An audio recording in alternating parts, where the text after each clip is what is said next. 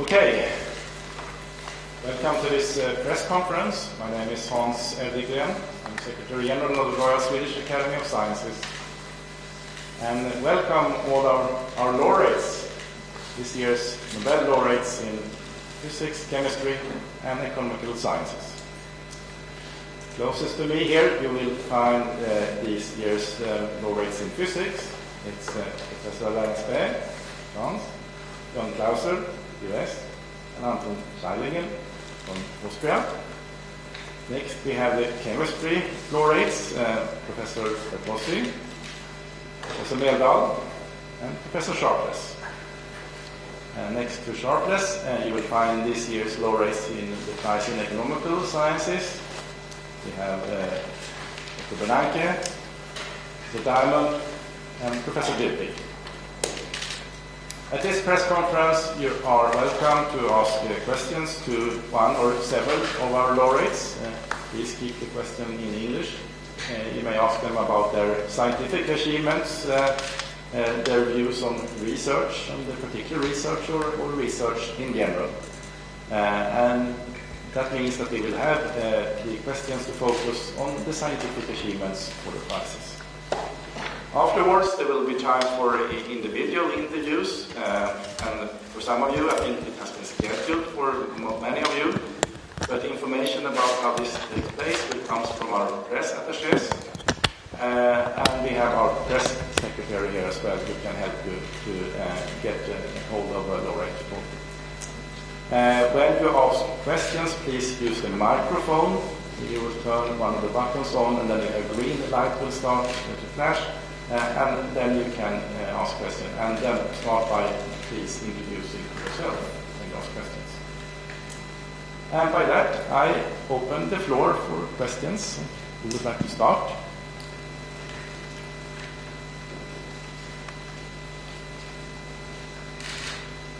Yes, please.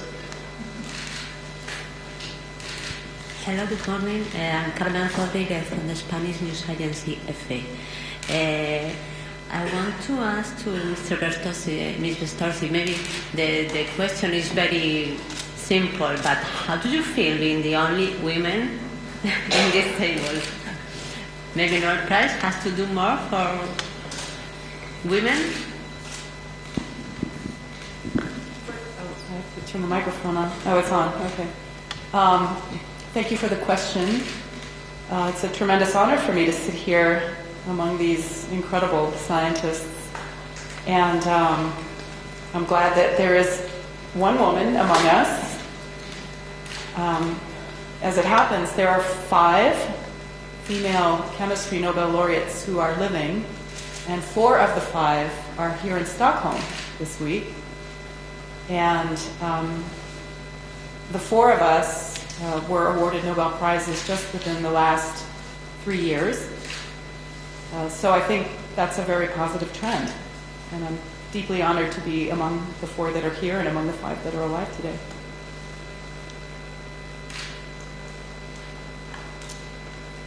Yeah, please. Christian Müller from the Austrian press agency APA. I have a question to the physics laureates. The Nobel Prize Committee recognizes your developments with which you have laid the foundation for a new era of quantum technology. Knowing that predictions are difficult, especially when they concern the future, what is your prognosis for quantum technologies based on entanglement? Who answers? Shall we begin with our Austrian representative here, Professor Zeiling? But not in German. In Chinese? Yes.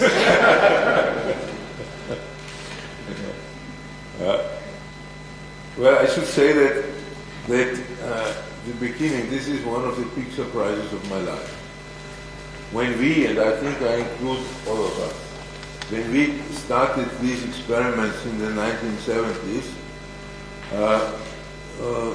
when actually people from the press, including you, asked me what this is good for, I told them, I can tell you, proudly, this is good for nothing. We do it for intellectual curiosity. And some of the ideas which we had in my group, like multi-particle entanglement, which was an idea which was born in the 80s. That's helpful, yeah? Helpful. Multi-particle entanglement, which was invented in the 80s, was my plan to do it right away. And at that time, the tools did not exist. We had to develop better entanglement sources, we had to develop fast ways to switch and all these kind of things. And it took me 10 years until it finally succeeded. And many of the other experiments, they were just along the road, so to speak, like why do I tell you this? It's about the unpredictability of future.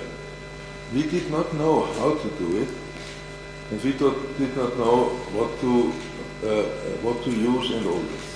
And it comes in time. Now, the big surprise now is that there are applications. There are already applications. Like most of the broadest applications is quantum random number generators. There are companies which sell that. Quantum cryptography is very well developed, and it's kind of on the verge of being really used in the outside world. Quantum computation has some interesting new angles, particularly quantum simulation and so on. How it would look like in 20 years, I have no idea. Because if you would have asked me 20 years ago, I would also have had no idea about what happens now. I mean, just think about simple things. Think about your mobile phone or whatever you use. This is really, really difficult to predict. But what you can predict, and this has happened often in the history of mankind, when a sufficient number of sufficiently clever people work together, something often comes out. Having said this, it is very important now not to oversee that there is a future beyond the present future, namely you need to develop new fundamental experiments, new ideas to open up possibilities for applications at a later time. Or, even more radical, I think, in quantum mechanics, John Clauser, in a nice interview in Washington recently, you ended your talk by saying, I still don't have an idea what's going on. I still don't know what's going on. Here is the key. Here is the key for a conceptual change of our role in the world. And I would say we have been thinking about that, humanity, for 100 years. So the solution must be in a direction where nobody has thought about it. But probably if that happens, it will be a big change. Professor, you want to add something here? Yes, I share all these comments by Anton, but I would like to, regarding applications, I would like to make a personal comment. I think there are personalities who are not good for finding applications, and I am one of them. But I think that the right process is the following. I give talks, many talks, where I try to explain as clearly as I can what we have done, which is not simple. And I hope that in the audience there will be some mind oriented towards applications who will say, we could use that for this. I think it's a process that works. In my country, in France, we have several startups in quantum technologies, and many of them have been done by my former students. So, in a sense, I'm not finding application myself, but I think I am contributing to it. Great answer. More questions? Yes, please. Good morning, I'm Corina Negra from Radio Romania Science Department, and I have, if it's possible, 2 questions. The first one is for Professor Barry Sharpless. So, how did the first Nobel Prize change your life, professional life? And how do you expect the... Sorry. And how do you... Sorry? What is the question? The question is the same, the following. So, the first prize, Nobel Prize, how did it change your life, and how do you expect the second one to change your life? And then I would have Maybe we can take those first then. Okay, well, hardly at all, because I just don't pay much attention to things like that. And when I went to be an assistant professor at MIT, I just started doing research and dive in completely. And other people would worry about tenure. I never thought about tenure. I just do what I had to do. What I'm doing, I did it. I kept going in science the same way, trying to change it to more useful. But I'm just not connected too much to that part of the world. I really appreciate it. It's nice to be famous, and I really love this part of the world. I'm from half Norwegian and Swedish family, but you know, I'm sorry, I'm not a very representative case. I get a little shy about being out in public that way. I'm really good at memory. I have a photographic memory, so in chemistry it's an advantage, or I had one, and my colleagues here, similar, Morton and Carolyn, they both like to do useful things, and I think chemists are open. We can be recognized for doing useful things, and we are the ones who make the bonds, and the bonds are what make the products, be they plastics or medicines or lubricants or hydrogels, anything that we can make that's useful. I don't think we did enough of that, and that's why, we didn't do that intentionally. We were fishing around for things, we found random things, but if we find something really special that's really guaranteed, we can't use our hands to make bonds. We have to have a perfect reaction, and nature does that automatically for us every day, but we can't. We work from the bottom up, and so if we don't have a great way to connect something, and Morton and I found the same reaction within a few months of each other, and we just couldn't believe it. I'm sure he had the same experience. Carolyn and I talked a lot about good chemistry and bioorthogonality. So we're all shared this. I'm glad we're together because we shared this same curiosity about how to get something useful. And the way you get useful as a chemist is to make bonds, not to make Velcro, like holding hands with somebody, but to lick. Something on you clicks, and you're stuck. You're together for life. You're married. So that's the idea of how we chemists can serve mankind.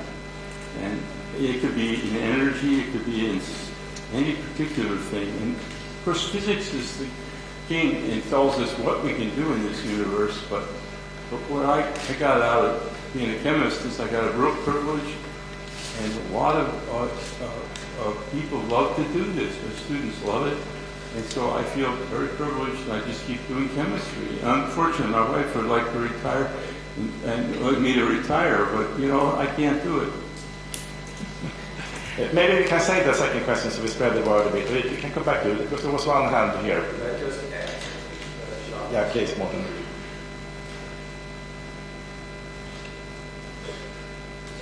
I just use it like it is. So the young students always ask you, how can you get a Nobel Prize? And I used to say, if you want a Nobel Prize, you're never going to get it. Because what drives research, and I'm sure that's the case for Gary, is the curiosity for what you can find.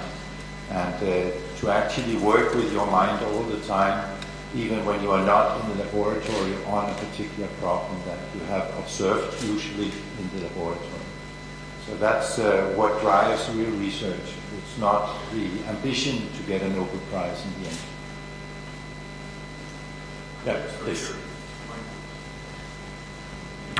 Hello, Joachim Goxer at TT News Agency from Sweden.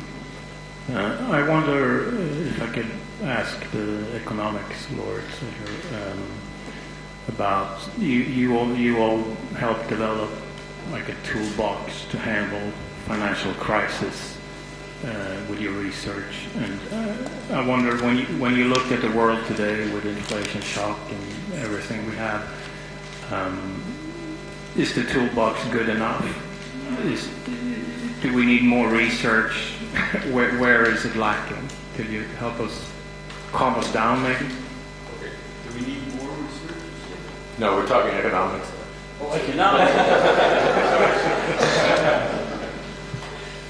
Dr. Bernanke, do you want to start? Well, I think my contribution over the years has been to show that what happens to the financial system has tremendous consequences for the economy as a whole. So my original work was on the crisis of the Depression and how it affected employment and output in the 1930s. And then, of course, I had a very close-up look to the 2008 crisis, in which I expected would have a very severe effect on the U.S. and global economies at that time, which, in fact, it did. So I think the key lesson, first of all, is that it's very important not to let financial crises spiral out of control and have tremendously adverse effects on the real economy. In terms of lessons, though, I think that the question is, once we have understood that it's important to prevent and to control financial crises, what are the tools that you have for that? And I think there are tools that you can put in place before the crisis happens, and then there are tools that you have to have during the crisis if it does happen. And before the crisis happens, you need to have a strong regulatory system that makes sure that the system is resilient, that it has enough ability to withstand shocks that may hit it. There, I think we have made a lot of progress. We had a reform of financial regulation in 2010 in the United States after the crisis, which strengthened the banking system, for example. But I think there's a lot more to be done there, in particular in the United States and in some parts of Europe. So-called shadow banks. Those are lending institutions which are not commercial, officially chartered banks, and which do not have the same requirements or regulation as banks, were actually a big source of the crisis, but they have not been as nearly as regulated or overseen as the regular commercial banking system. I think that's still a weakness in the United States, and my sense is from that even though the shadow banking system is smaller in Europe, that it's also a problem in Europe. So I think in our complex, interconnected global system, where so much credit, over half the credit in the United States is not through banks, it's through other kinds of institutions, that it's really important to have a strong regulatory oversight and one that looks at the whole system, not just individual institutions, but at the whole system. And then the second set of tools, which I've written about with colleagues, is what do you do when your defenses fail and the crisis happens. And I think that we have made progress there as well. We've introduced tools for shutting down a failing financial company with reducing the damage that it does to the rest of the system. But again, I think those tools are untested. I think some of the powers of the Federal Reserve and the Treasury were taken away after the financial crisis. So I think that's still also an area where more work is needed. Why can't the president, for example, announce a financial emergency that would introduce certain temporary authorities, for example, to prevent the crisis from getting out of control. So I think we learned, to our regret, that stability of the financial system is extremely important for the broad economy, that the electrician in Minneapolis is just as much affected as the broker in Wall Street when the financial crisis collapses. And we've made a lot of progress, but I think there's still a good bit more to be done to make sure we have the tools to prevent and control crises. Professor Diamond, do you want to add something here? So, Bill Dybvig and I, in the early 1980s, were thinking about why the financial system chooses to set itself up in a way, write a set of contracts that leave it subject to these financial crises and bank runs and panics and things like that. So that turned out to be, when we were doing that, we weren't thinking of huge policy implications. We were just thinking about why does the financial system do that? And it turns out that because it has more to do with the contracts that they write in the financial system rather than the type of institution, a commercial bank, say, versus a shadow bank, like Ben just mentioned, sort of the insight of our work is that you basically have to look for excessive amounts of short-term debt and mismatch of the liquidity of assets and liabilities. And that could be anywhere in the financial system. It could be a stable coin, it could be it could be an insurance company. It doesn't have to be a bank. And you asked about toolkits. There are some toolkits that take the fundamental understanding of where these different types of crises come from. Is there low lending standards, or have we gotten to the point where there's a panic and people are fearing fear itself? I think there's a toolkit is a little more than exactly what we have. We have methods for thinking about how different stages of financial crises evolve, dealing with them if you get to the later stages you hope not to get to, and as Ben mentioned, thinking more about good ways of doing regulation and supervision in advance to keep excessive buildup of the types of risks. In addition to things like resolving banks in a more efficient way than just letting them be run or be closed down in a sudden way. There's this thing that regulators and supervisors around the world call stress tests, because you're thinking very much about the economy-wide risk exposures on well-diversified institutions. So I think there's been lots and lots of progress. I think we maybe understand a bit more than we did, 40 years ago. But it's certainly not the case that we are or anytime soon going to be a point where crises are not going to be an issue. Professor Dybvig, could a society do with banks altogether? No, society can't do without banks altogether at this point. So part of the question is, what is a bank? And this is an area where the regulators are often behind the curve, because something new that looks different but is still a bank comes up. Example is the crypto banks.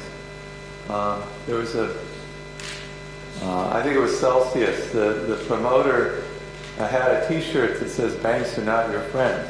And Celsius was a crypto bank, and Celsius proved that in fact that bank at least is not your friend.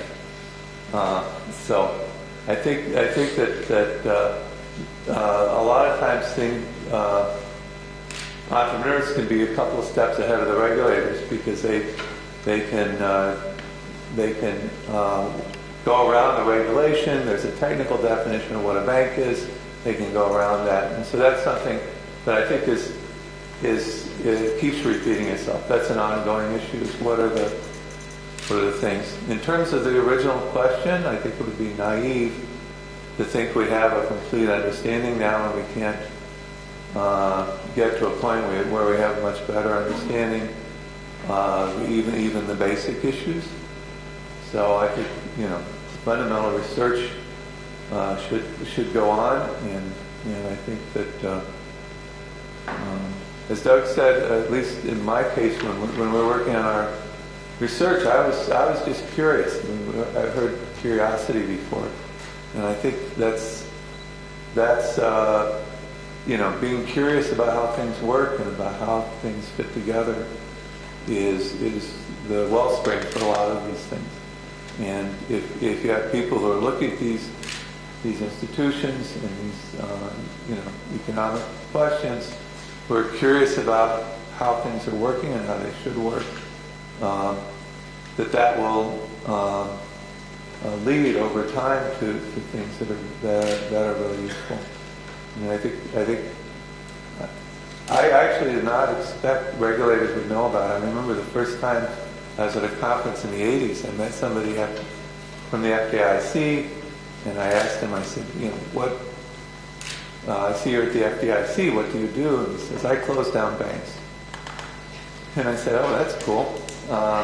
When you think about banking, how do you think about banking? And he mentioned Diamond Dybvig, and I think he knew who I was, but the fact that he knew about the paper and that was something that was influential in his thinking was really gratifying, something I didn't expect. My dad told me I would never do anything practical, so that was a good thing to hear.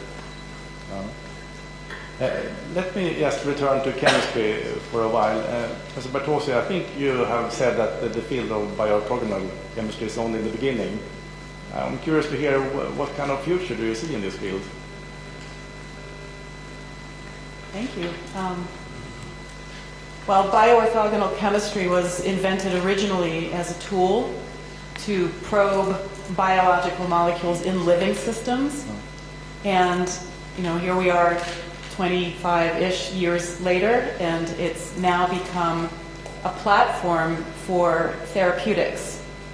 And I think that reflects the early stage of a new chapter in the chemistry in which it will be used to develop new kinds of medicines and to target medicines to the tissues where you want them and keep them away from the tissues where you don't. So I think in the near term that is going to be a pretty rich area that will grow over the next decade or so. Could that be cancer therapy, for instance, or? Yes, the first application that has reached human clinical trials is for cancer therapy, for soft tissue sarcoma in particular. Okay. Yeah? Did you have one more question? Yes, one of the questions would have been this one.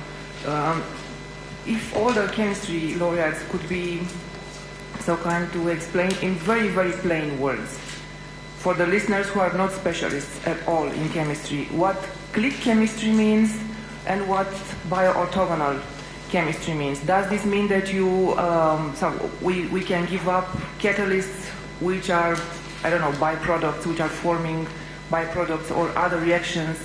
Can we think about these methods as a method of, again, non-products, environmentally friendly, or how?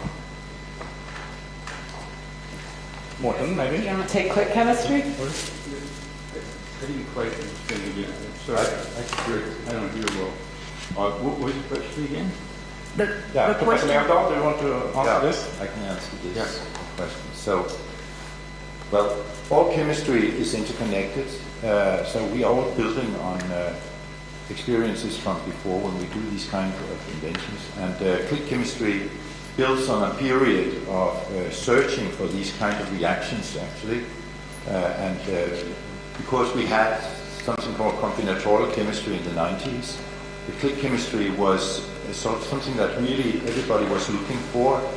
Not in the terms of click chemistry. It wasn't called click chemistry because that came out of a white paper that Barry Sharpless group wrote on this. What is click chemistry and how do we get to it? But eventually we found the reactions, the three reactions that are now used as click reactions in the small toolbox that is orthogonal to the other reactions that we are using in chemistry.